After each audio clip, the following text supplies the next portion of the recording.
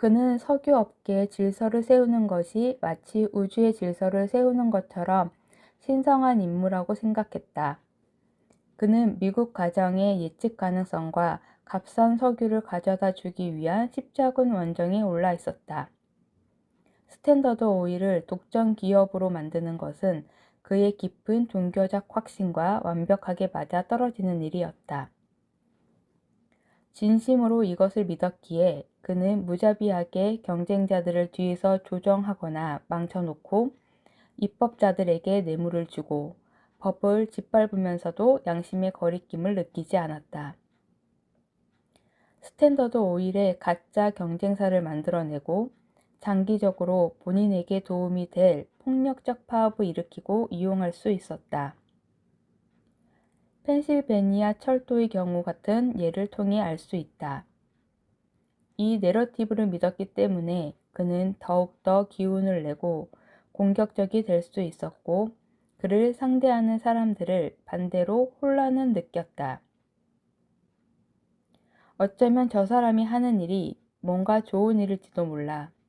어쩌면 저 사람은 악마가 아닐지도 몰라. 마지막으로 모두를 통제하고 싶다는 그의 꿈을 실현하기 위해 록펠러는 사람이나 사람의 심리를 아주 잘 읽는 사람으로 거듭났다. 본인이 마주치는 다양한 경쟁자들을 판단할 때 그가 가장 중요시한 자질은 경쟁자가 가진 상대적 의지력과 회복력이었다. 그는 사람들의 보디랭귀지와 행동 패턴을 보고 그런 자질을 감지했다. 대부분의 사람들은 이들 자질에 약하다는 게 그의 판단이었다. 사람들은 대개 매일매일 바뀌는 감정에 끌려다닌다. 그들은 인생이 무난하기를 바라고 저항이 최소화되는 길을 택한다. 그들은 긴 전투를 감당할 배짱이 없다. 그들은 돈이 가져다 주는 쾌락과 편의를 위해 돈을 벌려고 한다. 요트와 저택을 사기 위해 돈을 번다. 그들은 힘있는 사람으로 보이고 싶고 자존심을 만족시키고 싶어 한다. 상대를 겁나게 하거나 혼란스럽게 만들거나 좌절시키거나 손쉬운 출구를 보여주면 그들은 더 강력한 의지를 가진 그에게 항복한다. 상대가 화를 내면 더 좋다. 분노는 금세 타오르는 기질이 있는데 록펠러는 늘 장기전으로 펼치기 때문이다. 각각의 적수를 만났을 때 록펠러가 어떻게 대응했는지 보라. 클라크를 상대할 때는 그의 거만함을 키워주고 일부러 그를 짜증나게 만들어서 록펠러 자신을 제거하기 위한 경매에 선뜻 동의하게 만들었다. 결과에 대해 깊이 생각해 보지 않게 만들었다. 페인 대령의 경우 그는 허영심이 많고 탐욕스러운 사람이었다. 충분한 돈과 근사한 직책을 주면 그는 만족하면서 록펠러에게 정유공장을 내놓을 사람이었다. 다른 정유공장 소유주들의 경우는 SIC라는 편리한 유령을 활용해 불확실한 미래에 대한 공포를 주입했다. 그들을 고립시키고 약화시킨 다음 패닉에 빠지게 만들었다. 그렇다. 그의 장부에 있는 대로 록펠러의 정유공장이 이윤율이 더 높았던 것은 사실이다. 그러나 다른 소유주들은 록펠러 역시 자신들과 마찬가지로 부침이 많은 석유 사업 때문에 위태로운 처지라는 사실을 미처 생각하지 못했다. 록펠러가 펼치는 작전에 맞서 그들이 단결할 수 있었다면 록펠러에 대항할 수도 있었을 것이다. 하지만 그들은 이미 너무 감정적인 상태여서 똑바로 생각할 수 없었고 손쉽게 정유 공장을 내놓았다. 스콧의 경우 록펠러는 그가 성급한 사람이라 판단했다. 그는 한참 우위에 있는 그의 사업에 스탠더드 오일이 위협이 된다는 사실에 분노했다. 록펠러는 스콧과의 전쟁을 환영했고 엄청난 양의 현금을 확보해 결전에 대비했다. 그래서 스콧보다 더 오래 버틸 수 있었다. 록펠러가 비상식적인 방법으로 상대를 화나게 만들수록 스콧은 점점 더 발끈해 신중함을 잃어갔다. 그 결과 그는 철도 파업을 힘으로 누르려는 지경까지 갔고 결국 이것은 그의 위치를 오히려 더 약화시켰다. 벤슨을 상대할 때도 그가 어떤 유형인지 알아차렸다. 벤슨은 본인의 기발한 생각에 푹 빠져서 스탠더드 오일을 가장 먼저 무찌른 사람으로서 관심을 받고 싶어 했다. 벤슨의 앞길에 장애물을 설치하면 할수록 그는 오히려 더 필사적으로 매달릴 테고 그의 재무 상태는 악화될 터였다. 록펠러의 끈덕진 압박에 그가 지쳤을 때쯤 마지막에 가서 돈을 주고 사버리면 간단한 일이었다. 추가적인 방법으로 록펠러는 항상 상대가 성급해지고 조바심을 느끼게 전략을 짰다. 클라크의 경우 경매에 대한 계획을 세울 시간이 하루밖에 없었다. 정유 공장 소유주들은 공장을 팔지 않으면 몇 달 내에 망할 운명이었다. 스콧과 벤슨은 서둘러 전투를 끝내지 않으면 돈이 다 떨어질 상황이었다.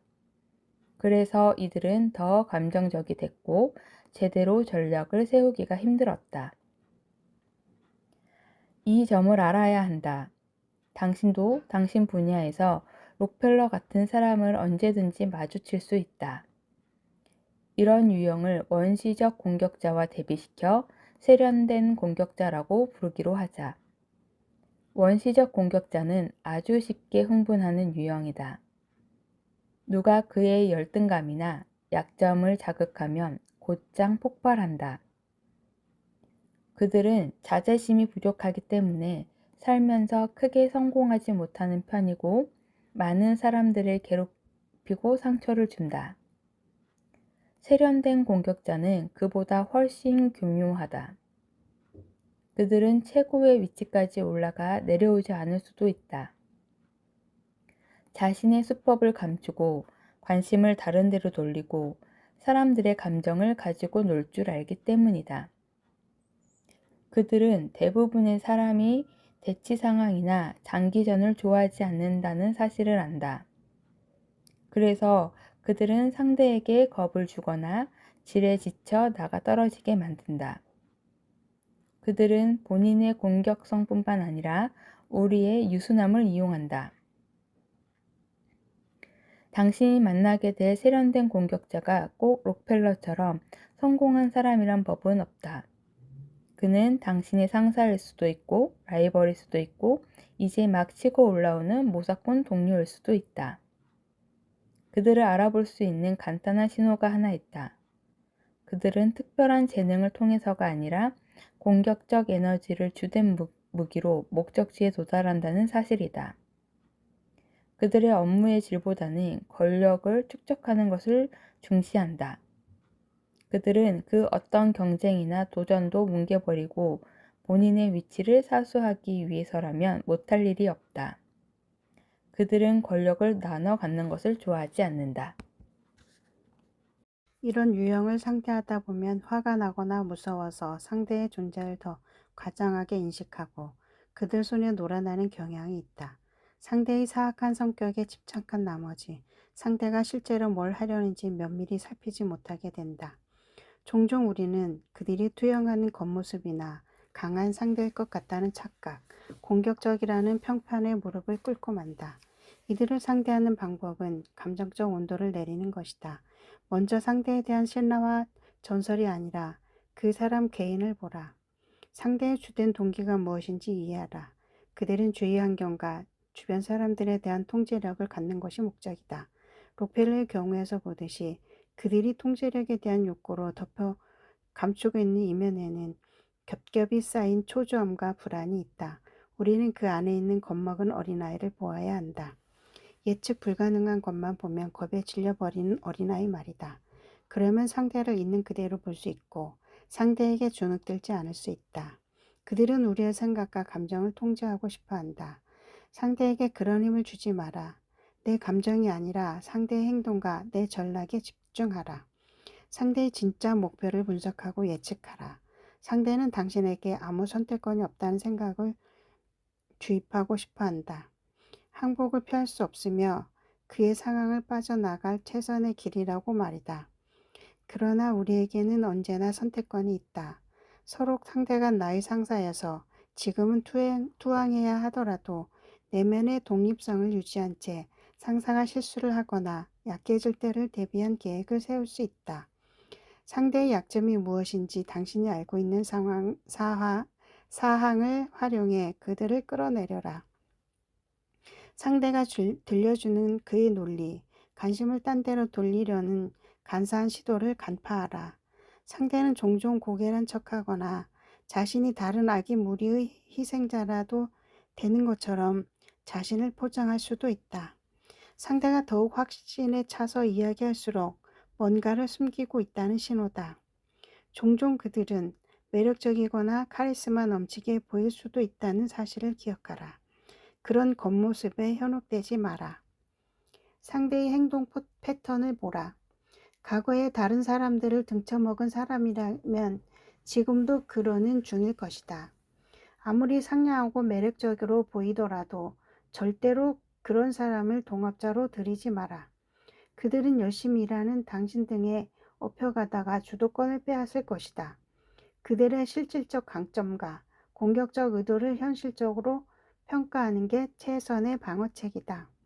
공격자들에 대항하여 조치를 취하려고 할 때는 그들만큼 세련되고 교묘해져야 한다. 상대와 직접 붙으려고 하지 마라. 그들은 너무나 집요하다. 그들은 통상 정면 대결에서 당신을 압도하기에 충분한 힘을 보유하고 있다. 당신은 상대보다 한 수 앞서 나가야 한다. 상대가 예상치 못한 공격 방향을 찾아야 한다.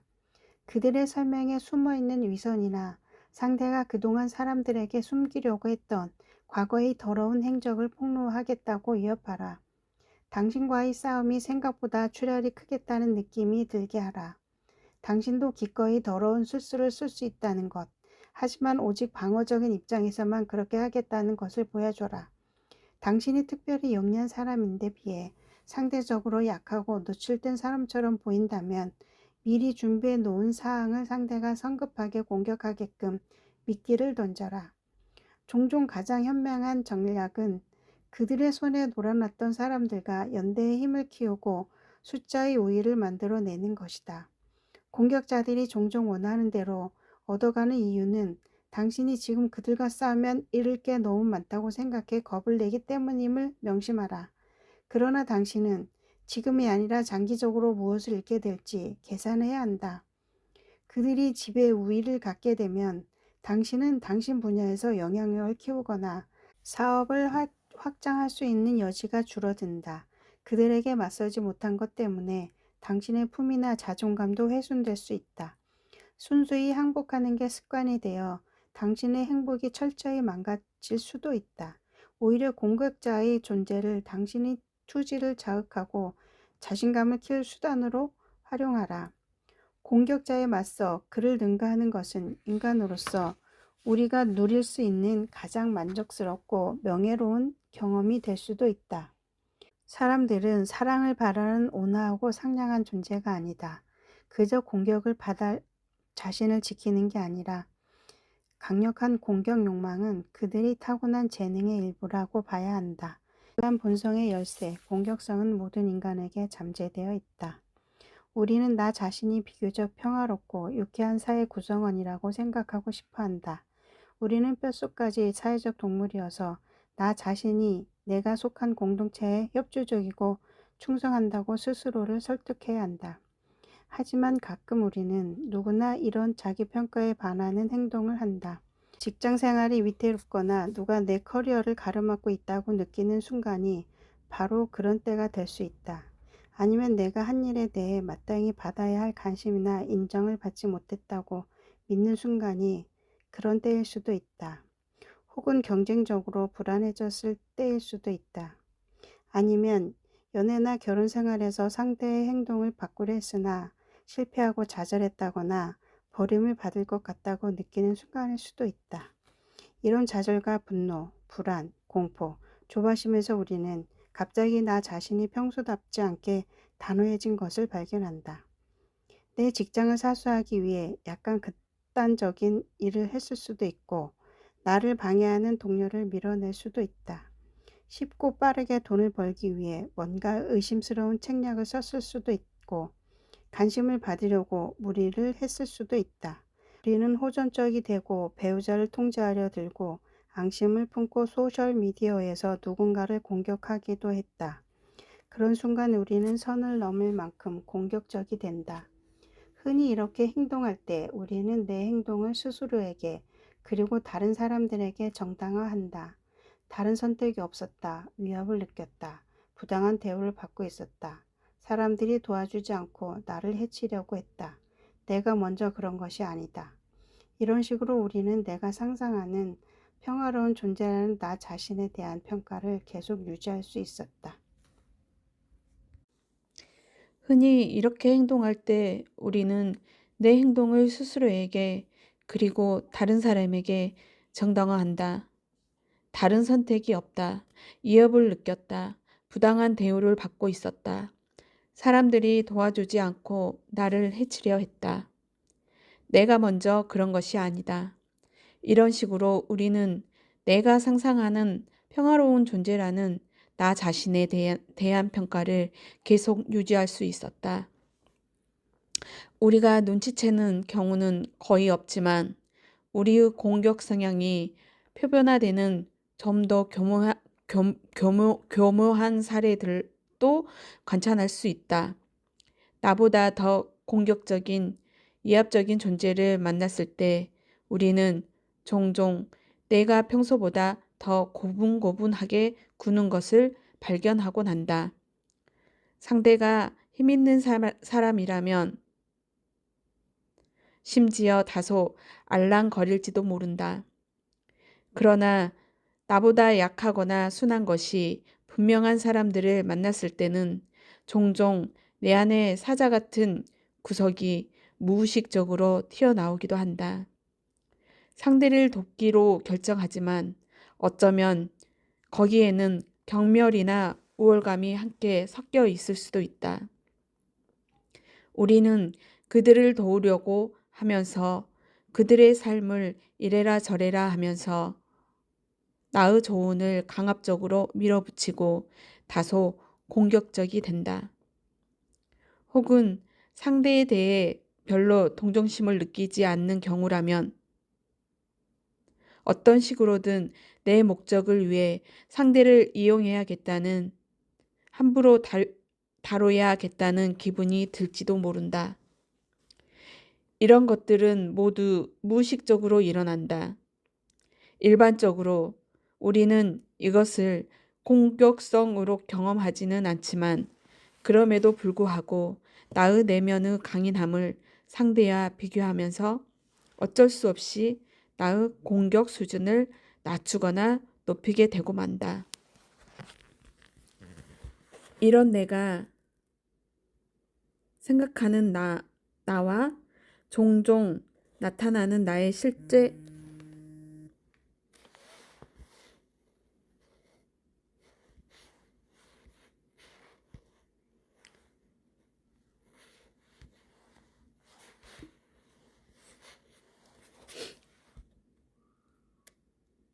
이런 내가 생각하는 나와 종종 나타나는 나의 실제 행동 사이의 분열을 친구나 동료, 뉴스에 나오는 사람들의 행동에서 발견할 수 있다. 직장에서는 분명히 남들을 밀어내고 권력을 잡는 사람들이 있다.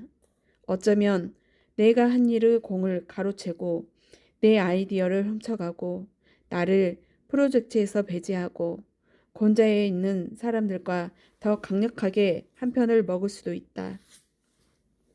소셜미디어를 보면 사람들이 분노하고 공격하고 남을 끌어내리면서 기뻐하는 모습을 볼 수 있다.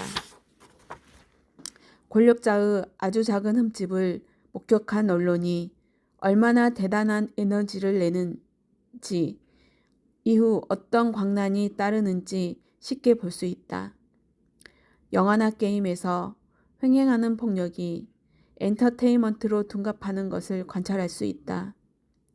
그러는 동안 누구도 그게 공격적이라고 인정하지 않는다.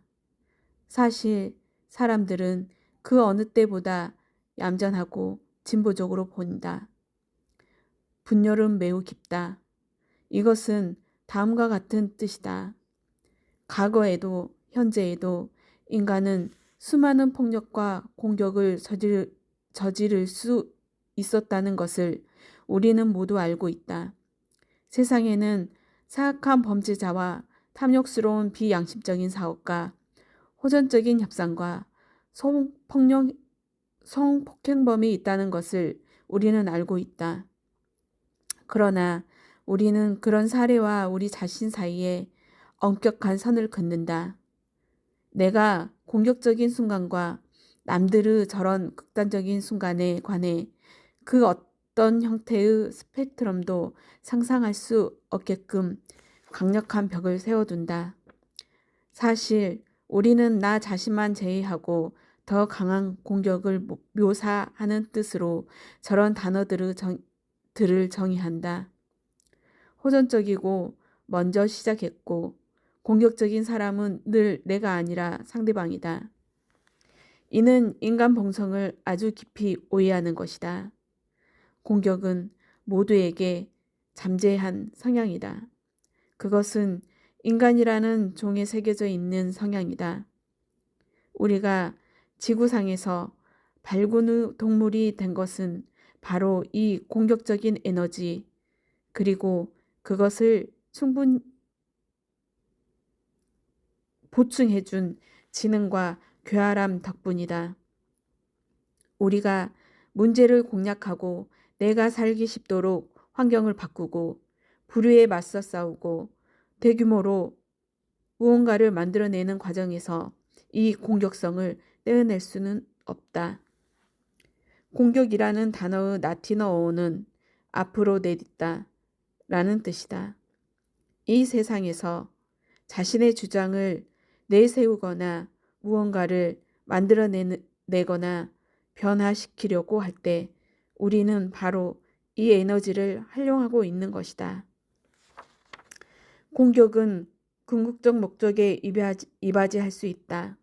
동시에 특정 상황에서 이 에너지는 우리가 반사회적인 행동을 하거나 너무 많은 것을 움켜쥐거나 남들을 함부로 다루게 만들 수도 있다.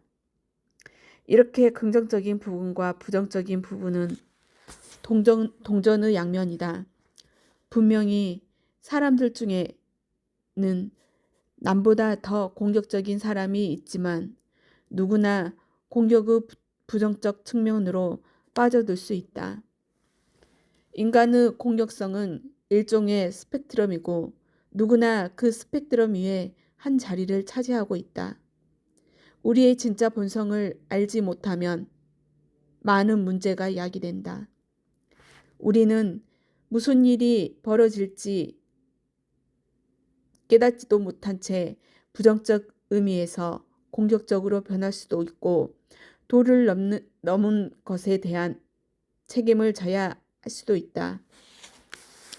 아니면 나 자신의 적극적 충동을 불편하게 여기고 그 때문에 벌어질 수 있는 곤란을 아는 탓에 공격성을 억누르며 겸손과 선량함의 귀감이 되려고 하다가 오히려 행동에서 수동적 공격성향을 더 많이 드러낼지도 모른다. 공격적 에너지는 부정할 수도 억누를 수도 없다. 어떤 식으로든 드러날 것이다. 그러나 자각하고 있다면 우리는 이 에너지를 통제해 생산적이고 긍정적인 목적에 쓸 수 있다. 그러려면 인간의 모든 공격성의 근원과 그것이 부정적으로 변하는 과정, 그리고 왜 어떤 사람은 남들보다 더 공격적인지 알아야 한다. 그토록 나를 잘 챙겨주던 사람이 그것을 미끼로 사용했다는 것은 상상하기 힘들기 때문에 이들의 전략은 간파하기가 곱절로 어렵다. 만난 지 얼마 되지 않았는데 당신을 너무 세심하게 챙기는 상대는 경계해야 한다. 그것은 부자연스러운 일이다. 보통은 처음 만난 사람은 약간 의심을 가지고 대하는 것이 정상이기 때문이다. 어쩌면 상대는 어떤 식으로든 당신이 그에게 의존하게 만들려는 것일 수 있다. 따라서 상대의 동기를 정말로 헤아릴 수 있을 때까지는 약간의 거리를 유지해야 한다. 상대가 냉담하게 변하기 시작하고 당신은 뭘 잘못했는지 알 수 없다면 상대가 이 전략을 사용하고 있다고 거의 확신해도 좋다. 당신이 약간의 거리를 만들거나 독립성을 유지하려고 할 때 상대가 화를 내거나 당황한다면 둘 사이에는 파워게임이 벌어지고 있다는 사실을 분명히 알 수 있다. 그런 관계라면 얼른 빠져나오는 것이 최우선 과제가 되어야 한다. 일반적으로 말해서 서로 간의 약속은 경계하도록 하고 거기에 전적으로 의존하지 마라. 약속을 지키지 않는 사람이 있다면 그 사람에게는 그것이 패턴일 가능성이 크다. 그런 사람과는 더 이상 엮이지 않는 것이 최선이다. 의심을 심는 전략. 친구라든가 지인이 대화 도중에 슬쩍 당신 자신을 의심하게 만들거나 당신을 모욕하는 것인가 싶은 말을 끼워 넣는다면 최근 당신이 해낸 결과물을 칭찬하면서 희미한 미소와 함께 이제 많은 관심을 받게 되었다거나 많은 돈을 벌게 되었다는 식으로 당신의 동기가 그런 미심쩍은 것이라고 암시한다. 아니면 약간의 칭찬과 함께 욕을 하는 것처럼 보일 수도 있다. 자네 같은 출신이 참 잘해냈구먼. 프랑스 혁명기 공포 정치의 리더 중 한 명이었던 로베스피에르는 이 전략을 아주 잘 썼다. 그는 친구이자 동료 리더인 조르주 당통이 혁명의 적이 된 사실을 알았지만 대놓고 말하고 싶지는 않았다. 그는 다른 사람들에게 슬쩍 그런 말을 던지고 당통에게는 두려움을 심어주고 싶었다. 한 예로 의회에서 당통이 정부에서의 권한을 이용해 돈을 번다는 비난을 받게 되자 로베스피에르는 친구를 지지하기 위해 벌떡 일어났다. 로베스피에르는 당통을 변호하면서 주도 면밀하게 당통이 받고 있는 다양한 혐의를 아주 상세하게 모두 다시 언급했다. 그리고 이렇게 결론 내렸다. 당통에 관해 내가 틀린 것일 수도 있지만 가족을 챙기는 사람으로서 그는 칭찬을 받아 마땅하다고 생각합니다. 이 전략을 살짝 변형한 것이 당신에 관해 뭔가 독한 말을 뱉어놓고는 당신이 화가 난 것 같으면 농담이었다는 식으로 말하는 것이다. 농담도 못하냐? 그들은 당신이 한 말을 살짝 부정적으로 해석해 놓고는 당신이 그 점에 대해 따지면 몰랐다는 듯이 대답한다. 난 그냥 내가 한 말을 그대로 전한 것뿐인데. 그들은 등 뒤에서도 이렇게 무언가를 암시하는 듯한 발언으로 다른 사람들에게 당신에 대한 의심의 씨를 뿌릴 수도 있다. 그들은 또한 당신에 관해 뭔가 나쁜 소식이 있거나 나쁜 평가 혹은 남들의 비판이 있으면 가장 먼저 달려와 알려줄 것이다. 항상 동정심을 표현하면서 남몰래 당신의 고통을 기뻐할 것이다. 이 전략의 핵심은 당신의 기분을 상하게 하고 며칠씩 그가 한 말을 곱씹게 만드는 것이다. 그들은 당신의 자존감에 타격을 입히고 싶어 한다. 가장 흔한 경우는 시기심에서 그렇게 하는 것이다. 최선의 반격은 그들의 그런 발언이 당신에게 아무런 영향도 주지 못한다는 사실을 보여주는 것이다. 차분함을 유지하라. 그들이 어줍잖은 행동에 동의하라. 그리고 똑같이 돌려줄 수 있으면 그렇게 하라. 저들은 당신을 약올리고 싶어 한다. 그런 즐거움을 주지 마라. 당신이 저들을 간파하고 있을 수 있다는 힌트를 흘린다면 저들도 의구심에 빠질지 모르니 당신이 전할 수 있는 교훈이 될 수 있다.